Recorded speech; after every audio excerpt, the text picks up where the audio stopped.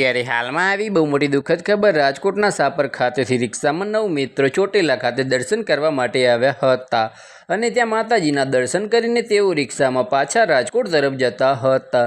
ત્યારે વાંકાનેર બાવનરી પાસે દેવા બાપાની જગ્યા નજીક પેટ્રોલ પંપ સામે ટ્રક ટ્રેલરના ચાલકે રિક્ષાને અડફેટે લીધી હતી, જેથી રિક્ષા પલટી મારી ગઈ હતી અને આ બનાવમાં રિક્ષામાં બેઠેલા એક યુવાનનો ટ્રક ટ્રેલરના ટાયરના જોટામાં આવી ગયો હતો, જેથી તેનું મોત નીપજ્યું હતું અને અન્ય લોકો ઈજાઓ થઈ હતી, જેથી તેઓને સારવારમાં ખસેડવામાં આવ્યા હતા।